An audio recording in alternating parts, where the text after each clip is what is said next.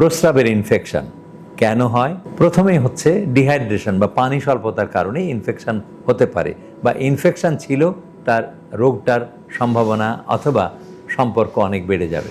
কাজে পানি স্বল্পতা নয়, পিপাসা লাগলে পানি খাবেন।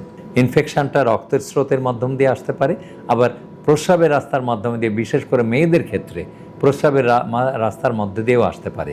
কারণ প্রতি মাসেই আমাদের মেয়েরা তাদের পার্সোনাল হাইজিন রক্ষার্থে বিশেষ প্যাড ব্যবহার করে।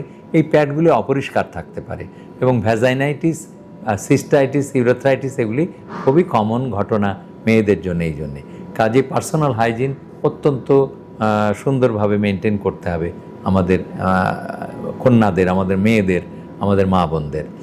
এক্ষেত্রেও ইনফেকশান হওয়ার সম্ভাবনা মেয়েদের ক্ষেত্রে বেশি।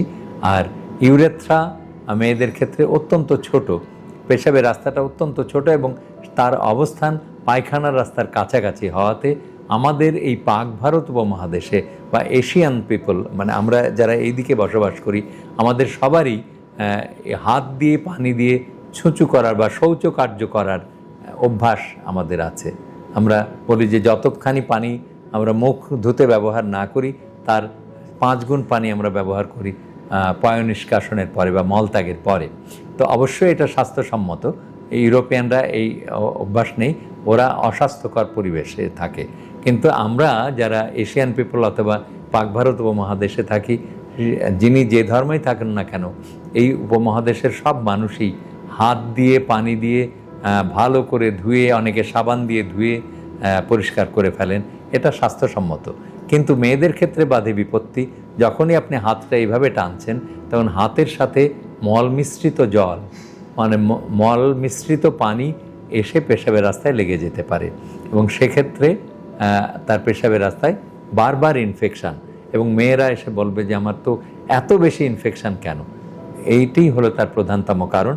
একটা হলো পার্সোনাল হাইজিন মেনটেন করার সময় তার ওখান থেকে ইনফেকশান চলে আসে, আর একটা হচ্ছে মল মিশ্রিত জল প্রস্রাবের রাস্তায় লেগে যেতে পারে পয় নিষ্কাশন বা মলত্যাগের পরে। এই জন্য মেয়েদের বেশি ইনফেকশান হয়। পুরুষদেরও ইনফেকশান হয়, বয়স্ক পুরুষদের প্রস্টেটিক অবস্ট্রাকশন থেকে। প্রস্টেটে প্রস্রাবের রাস্তাকে প্রতিবন্ধকতা তৈরি করেছে, প্রস্রাব ক্লিয়ার হচ্ছে না, প্রস্রাবটা গল গল করে বেরিয়ে যাচ্ছে না স্রোতের সাথে, আপনার ইনফেকশান হওয়ার সম্ভাবনা বেড়ে যাবে।